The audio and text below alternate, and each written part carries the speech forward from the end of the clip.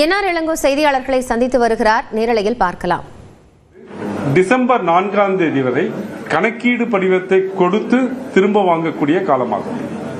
அந்த கணக்கீடு படிவத்தில் அந்த காலகட்டத்தில் தமிழகத்தில் வடகிழக்கு பருவமழை அதிகமாக வரும் என்றும் மழையின் காரணமாக நடைபெறக்கூடிய சிக்கல்கள் அதிகமாக இருக்கக்கூடும் என்றும் எதிர்பார்க்கப்படுகிறது. அந்த குறிப்பிட்ட காலங்களில் நிச்சயமாக நெல் அறுவடை காலமும் ஆகும்.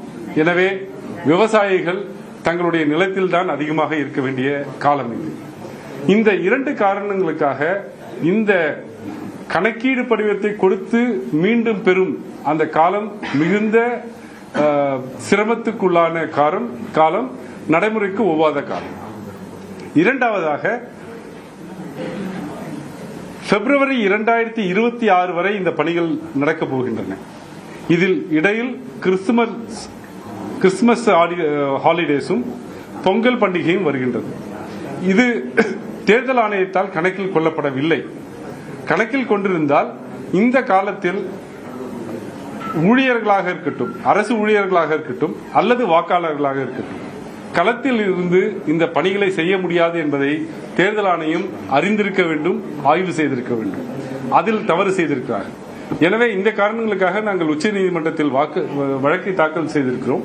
இது மட்டுமல்லாமல் விதி மீறல்களும் சட்ட மீறல்களும் இந்த அறிவிப்பில் 27/10/2025 அறிவிப்பில் இருப்பதை நாங்கள் சுட்டிக்காட்டியிருக்கிறோம். எனவே இந்த வழக்கு விசாரணைக்கு வரும்போது எஸ்ஐஆர் குறித்த ஒரு தெளிந்த சிந்தனை ஏற்படும் என்பதை நாங்கள் எதிர்பார்க்கிறோம். பிரதான எதிர்கட்சியான அதிமுக பொறுத்தவரை அதுக்கு ஆதரவு தெரிவிச்சது மட்டும் நீதிமன்றத்தை நாடும் சொல்லியிருக்காங்க. அதாவது திராவிட முன்னேற்ற கழகம் ஜனநாயகத்தில் நம்பிக்கை கொண்டது. ஒரு ஜனநாயகத்திற்கு அடிப்படையே ஒரு சரியான வாக்காளர் பட்டியல். அந்த வாக்காளர் பட்டியல் சரியாக இருக்க வேண்டும். இது அரசியல் கட்சிகளோட பணிகள் மட்டுமல்ல, அரசியல் கட்சிகளுக்கான தேவை மட்டுமல்ல. ஒவ்வொரு வாக்காளருக்கும் அவருடைய வாக்குரிமையை காப்பாற்றுவது அவருடைய அடிப்படை உரிமையாகும், சட்டத்தின் பால் சார்ந்த உரிமையாகும். அதை பாதுகாக்க வேண்டும் என்பது திமுகவுடைய எண்ணம். அதற்காகத்தான் நாங்கள் இதற்காக போராடுகிறோம். ஜனநாயகத்தில் நம்பிக்கை இல்லாத அதிமுக அப்படித்தான் செய்வார்கள். அப்படி அவர்கள் உச்சநீதிமன்றம் செல்ல வேண்டும் என்றால் அது அவர்களுடைய உரிமை. அதை உச்சநீதிமன்றம் சரியாக பதிலளிக்கும். போதிய கால அவகாசம் இல்லை. எந்த அடிப்படையில் கால அவகாசம் அவங்க சொல்றாங்க, காலம் இருக்குல்ல, அடுத்த வருஷம் வரைக்கும் இருக்கு, டைம் ஒரு 6 மாசம் இருக்கு அப்படின்னு, பிப்ரவரி வரைக்கும் அந்த கால அவகாசம். அப்படி இல்ல, மொத்தமா 6 மாசம் இருக்குன்னு சொல்றாங்க. ஆனால் அந்த 6 மாசத்தை பகுதியாக தேர்தல் ஆணையம் பிரித்திருக்கிறது. 4ஆம் தேதி நவம்பரிலிருந்து 4ஆம் தேதி டிசம்பருக்குள்ளார கணக்கீடு படிவத்தை நீங்கள் பூர்த்தி செய்து தர வேண்டும்.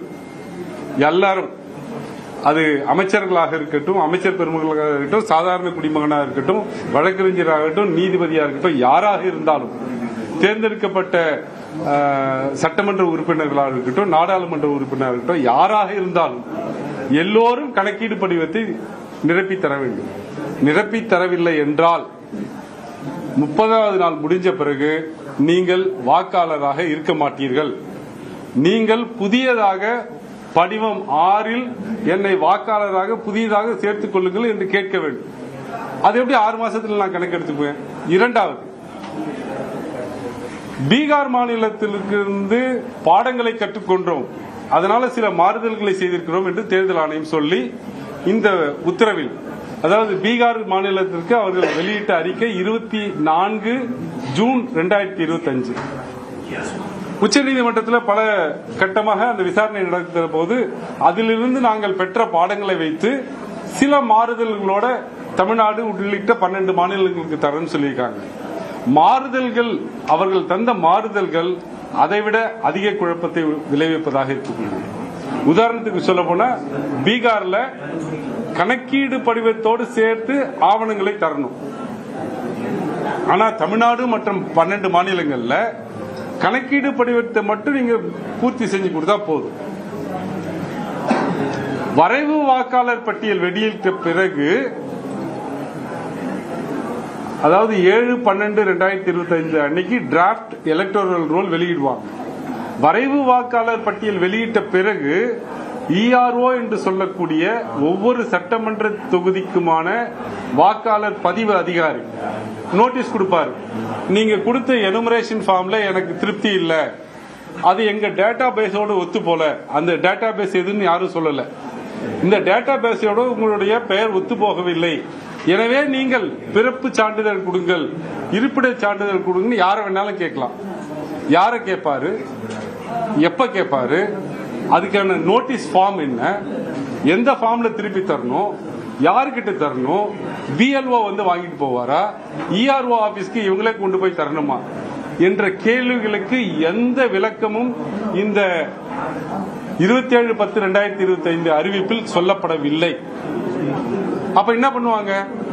இதற்கு அண்ணா திராவிட முன்னேற்ற கழகமோ அல்லது BJPயோ இதை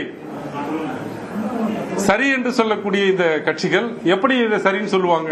இதற்கான விளக்கத்தை யாராவது கேட்டு பெற்றார்களா? யாரும் கிடையாது.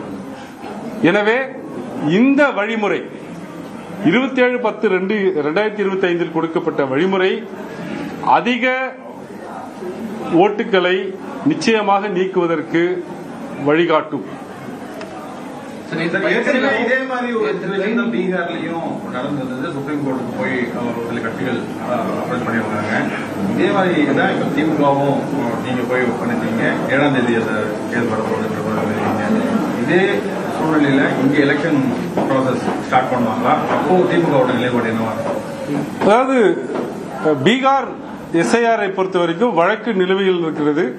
உச்சநீதிமன்றம் தடை விதிக்கவில்லை என்றாலும் கூட அவங்க என்ன சொன்னாங்கன்னா, எப்போது நாங்கள் இதில் சட்ட மீறல்கள் விதிமீறல்கள் இருக்கிறது என்பதை பார்த்தோம்னாலும் அப்ப இந்த பட்டியல் அந்த SIR எக்ஸசைஸ் முழுக்கத்தையும் நாங்கள் நீக்கரவு செய்திருவோம் அப்படின்னு சொல்லிட்டாங்க.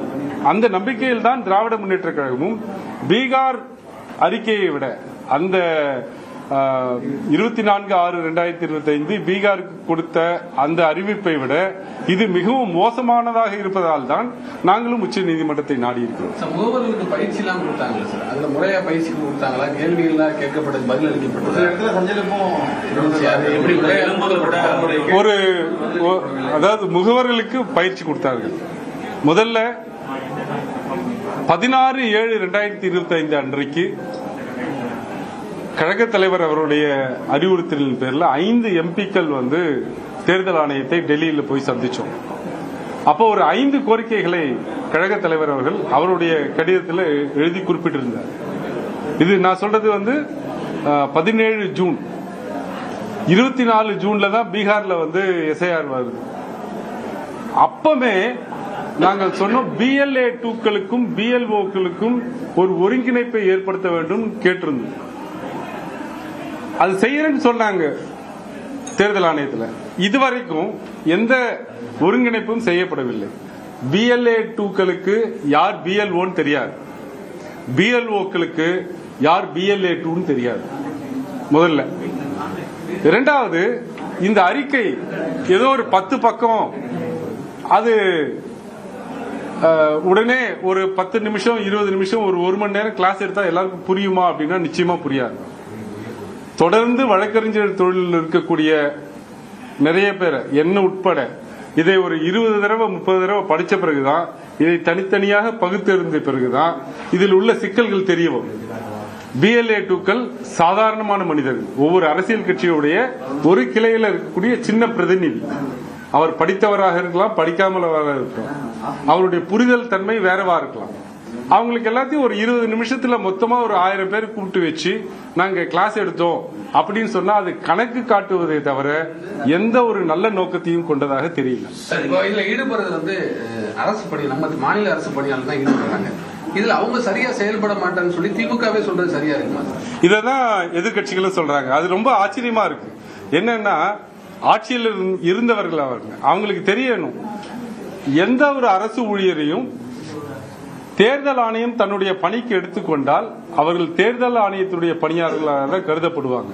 அவங்க எதை செஞ்சாலும், தவறு செய்தால் அவர்களை சஸ்பெண்ட் செய்வதற்கோ இடம் மாற்றுவதற்கோ தேர்தல் ஆணையத்துக்கு மட்டும்தான் அதிகாரம் இருக்கிறது. அவர்கள் தேர்தல் ஆணையம் என்ன சொல்கிறதோ அதன்படிதான் நடக்க வேண்டும், நடப்பார்கள். அவங்க மேல எந்த மாநில அரசுக்கும் எந்த கட்டுப்பாடும் இருக்காது. அவர்களால அந்த மாதிரி கட்டுப்பாடுகள் நடக்கவும் முடியாது. அவர்கள் தேர்தல் ஆணையத்தினுடைய ஊழியர்களாக கருதப்படுவார்கள். அப்படித்தான் நடந்து கொள்வார்கள், அப்படித்தான் இயங்குவார்கள்.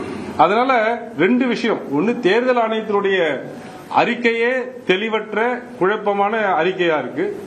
அதை ஒட்டி நடக்க போறவங்க தேர்தல் ஆணையத்தை சொல்றதுதான் செய்ய போறாங்க. அந்த நேரத்துல நீங்க கேட்கிற கேள்விக்கு எந்த முகாந்திரமும் வழக்கறிஞர் நீங்களே இவ்வளவு விளக்கம் கொடுக்க வேண்டிய கட்டாயம் இருக்கும்போது பொதுமக்கள் விண்ணப்பம் கொடுக்க ஆரம்பிச்சிட்டாங்க. இப்ப நிறைய சந்தேகங்கள் கேள்விகளும் நீங்க ஒரு அணி அறிவிச்சிருக்கீங்க. அணிகள் என்ன? கழக தலைவர் அவர்கள் நேற்று திராவிட முன்னேற்ற கழகம் உச்சநீதிமன்றத்தில் வழக்கு தொடர்ந்ததுனால கூட தவிர்க்க இயலாத சூழ்நிலையில் இந்த SIR-ஐ எதிர்கொள்ள வேண்டும் என்றால் என்ன செய்ய வேண்டும் என்பதை குறித்து கடந்த 4 மாதங்களுக்கு மேலாக தமிழகம் முழுவதும் ஒன்றிய நகர பேரூர் கழக செயலாளர்களையும் மாவட்ட செயலாளர்களையும் ஒருங்கிணைத்து இந்த SIR வந்தால் நடைமுறைப்படுத்தப்பட்டால் எப்படி எதிர்கொள்ள வேண்டும் என்றும் BLA-2க்களுக்கு உரிய பயிற்சியை நாங்கள் கட்சி சார்பாக செஞ்சிருக்கோம். எனவே BLA-2க்கள் தயாராக இருக்கிறார்கள்.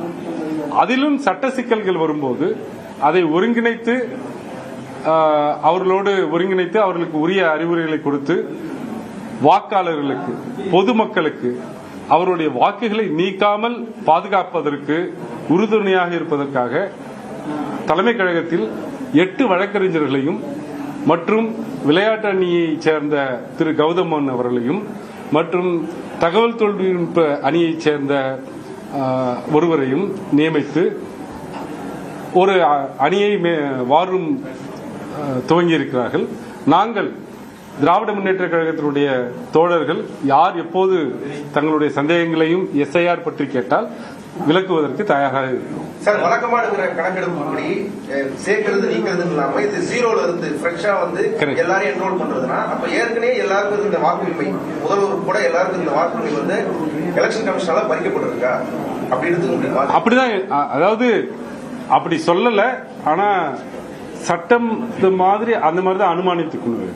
அதாவது 2002க்கு பிறகு வெளியிடப்பட்ட அனைத்து வாக்காளர்கள் பட்டியலும் ஃப்ரீஸ் ஆயிடுச்சு. அதுக்கு எந்த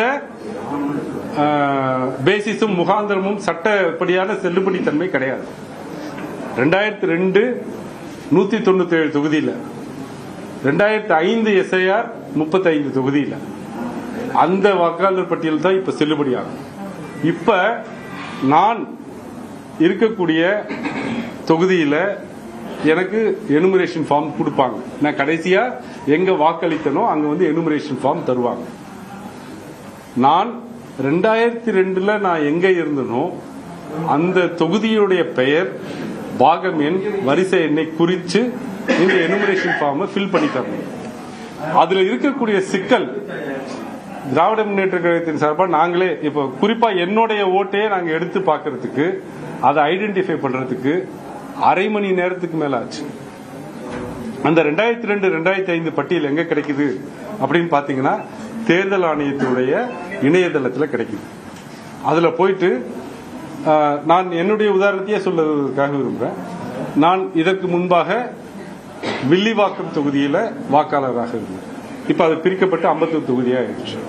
வில்லிவாக்கம் தொகுதியில நான் வாக்களித்த வாக்குச்சாவடி மையத்தின் பெயர் கிருஷ்ணசாமி மெட்ரிகுலேஷன் ஸ்கூல். நான் அந்த வாக்கு மையத்தை தேடி எடுத்து அதுல என்னுடைய வாக்கு இருக்கான்னு பார்த்தா கிருஷ்ணசாமி மெட்ரிகுலேஷன் ஸ்கூல் 620 621 பாகங்களில் அண்ணாநகர் தொகுதியினுடைய வாக்காளர்களுக்கு பதிலாக விருகம்பாக்கம் தொகுதி வாக்காளருடைய பெயர் பட்டியல் தான் இருக்கு. அதற்கப்புறம் அரை மணி நேரம் நானும் என்னுடைய ஜூனியர்ஸும் சேர்ந்து அந்த வில்லிவாக்க தொகுதியை முழுக்க பட்டியலையும் தனித்தனியா எடுத்து பார்த்து பல்வேறு முறையில சர்ச் பண்ணி பார்த்தா அது வேற ஒரு பாகம், வேற ஒரு ஸ்கூல்ல, அம்பத்தூர் பக்கத்தில் இருக்கிற ஸ்கூல்ல எங்க பேர் இருந்தது. அதை தேடி எடுத்தோம். நாங்க இவ்வளவு சிரமங்கள் இருக்கு. 2002 பட்டியல்ல இருந்து உங்க பேரை எடுத்து அதை நீங்க பூர்த்தி செய்யணும்னா இவ்வளவு நேரம் தேவைப்படும். இது எல்லாருக்கும் பொருந்தும். ரெண்டாவது, எல்லார இடத்துல இருந்தும் வரக்கூடிய கம்ப்ளைண்ட் என்னன்னா 2002 மற்றும் 2005 வாக்கு பட்டியல், வாக்காளர் பட்டியல் முழுமையான விவரங்களை தாங்கியதாக இல்லை. வீதியின் பெயர், பாகத்தின் பெயர் தெளிவாக இல்லை. வாக்காளர் பெயர் மட்டுமே ஒரு பட்டியலாக கொடுக்கப்பட்டிருக்கு. ஒரு வாக்காளர் பட்டியலில் ஒரே பெயரையும் தாங்கினவர்கள் நிறைய பேர் இருப்பாங்க. அதனால உங்களுடைய வாக்கு எது என்பதை பார்த்து அறிவது ரொம்ப ரொம்ப சிரமம். இதுக்கு எப்படியும் ஒவ்வொரு வாக்காளரும் அரை மணி நேரத்திலிருந்து 1 மணி நேரம் வரைக்கும் உங்களுக்கு கணினியை பற்றி தெரிந்தால், கம்ப்யூட்டரை பற்றி தெரிஞ்சா நீங்க அரை மணி நேரம் 1 மணி நேரம் செலவு பண்ணீங்கன்னா தான் உங்களுடைய 2002 வாக்கை எங்க இருக்குன்னு கண்டுபிடிச்சு அந்த விவரங்களை பூர்த்தி செய்ய முடியும். அந்த விவரங்களை பூர்த்தி செய்யவில்லை என்றால் அல்லது தவறான விவரங்களை தந்தால் உங்கள் பெயர் வரைவு வாக்காளர் பட்டியலில் 7ஆம் தேதி வராது.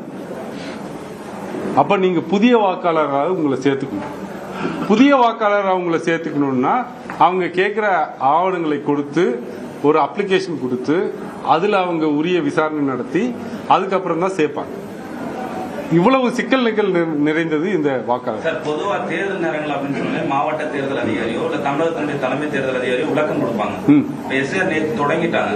ஆனா இங்க யாரும் அதிகாரப்பூர்வமான ஒரு விளக்கங்களையோ எந்த மாதிரி சிக்கல்கள் இருக்கிறதையோ இன்னும் செய்தியாளர் சந்திப்போ நடத்தாம இருக்காங்க. அவங்களுக்கு எவ்வளவு சிக்கல் இருக்குன்னு இன்னைக்கு வரைக்கும் தெரிஞ்சிருக்காரு. அப்புறம் எப்படி சொல்லுவாங்க? கிரவுண்ட்ல இதனுடைய சிக்கல்கள் ஒவ்வொரு நாளும் அதிகமாகிட்டே வருது. இந்த எஸ்ஐஆரை முழுமையாக சரியாக நடத்த முடியாது அப்படிங்கிறது எங்களுடைய கருத்து. எலெக்ஷன் கமிஷனுடைய நோக்கம், எங்களுடைய கோரிக்கை ரெண்டுமே ஒண்ணுதான். எந்த ஒரு தகுதியுள்ள வாக்காளரும் நீக்கப்படக்கூடாது, எந்த ஒரு தகுதியற்ற வாக்காளரும் சேர்க்கப்படக்கூடாது. இதுதான் எங்களுடைய கோரிக்கை. இதுதான் எலெக்ஷன் கமிஷன் தன்னுடைய நோக்கமா சொல்லுது. ஆனால் இந்த எஸ்ஐஆர் விதிகள், இந்த எஸ்ஐஆருடைய வழி நடைமுறைகள் அந்த நோக்கத்தை ஒட்டியதாக இல்லை. இது அதிகமான வாக்காளர்களை நீக்குவதற்காகத்தான் பயன்படும் என்பது எங்களுடைய கருத்து. சார், பீகார்ல நடந்த எஸ்ஐஆர்ல குளறுபடிகள் வந்த போது அவர் ஞானேஷ்குமார் அவர்களிடம் அந்த விமர்சனம் முன்வைச்ச போது எலெக்ஷன் கமிஷன் மீது, அது வெறும் எலெக்ஷன் கமிஷன் மீது மட்டும் அந்த விமர்சனம் இருக்கக்கூடாது, இது பிஎல்ஏஸோட கோஆர்டினேட் பண்ணி செய்யக்கூடிய வேலை தான், அவங்களுக்கும் அதுல பொறுப்பு இருக்கு அப்படின்னு சொல்லி அது அப்படி அந்த பொறுப்பை பிஎல்ஏஸ் அது உண்மைதான். தேர்தல் ஆணையர் சொன்ன கருத்து உண்மைதான். அதாவது அரசியல் கட்சிகள் BLA 2களுக்கும் இதுக்கு கடமை இருக்கு. அதை உணர்ந்துதான் திராவிட முன்னேற்ற கழகம் 68,000 இப்ப 71,000 பேர் வருவாங்க வாக்குச்சாவடிகள். 71,000 வாக்குச்சாவடிகளிலும் இருக்கக்கூடிய BLA 2களுக்கு உரிய தேவையான அறிவுரைகளையும் விளக்க உரைகளையும் கொடுத்திருக்கிறோம். நாங்கள் களத்தில் தயாராக இருப்போம். எங்களுடைய எண்ணம், எங்களுடைய செயல், எங்களுடைய நோக்கம் எந்த தகுதியுள்ள வாக்காளரும் நீக்கப்படக்கூடாது, நீக்குவதற்கு அனுமதிக்க மாட்டோம். ஆனால் இதற்கு வாக்காளர்களும் தயாராக இருக்க வேண்டும். நிறைய நடைமுறை சிக்கல் இருக்கு. ஒரு மனிதர் ஒரு 15 நாள் தொடர்ந்து வீட்டில இருந்து வேற காரணங்களுக்காக வெளியே போயிட்டா BLA 2 கூட போய் அவரை பார்க்க முடியாது. அது போன்ற வாக்காளர்கள் சாதாரண மனிதருக்கு அவர்களுக்கு புரிய வைக்கணும், அவங்க இதுல பங்கெடுக்கணும். அதற்காக நாங்கள் தயாராக இருக்கிறோம். நாங்கள் தயாராக இருந்தாலும் BLOக்கள் இன்னைக்கு வரைக்கும் ஃபார்ம் கொடுக்காத இடங்கள் இருக்கு. ஒரே நாள்ல கொடுத்துட்டு மறுநாள் கேட்கிற BLOக்களும் இருக்கிறார்கள். அவர்களை சமாளிக்கணும் அப்படின்னா அது தேர்தல் ஆணையம் தான் செய்யணும். எஸ்ஐஆரை ஒத்திவைக்க கோரி திமுக எதற்காக உச்சநீதிமன்றத்தை நாடியது, இதில் இருக்கக்கூடிய சிக்கல்கள் என்னென்ன என்பது குறித்து திமுக மாநிலங்களவை உறுப்பினரும் வழக்கறிஞருமான NR இளங்கோ செய்தியாளர்கள் சந்திப்பில் தெரிவித்திருக்கிறார். விவரங்களை பின்னர் பார்க்கலாம்.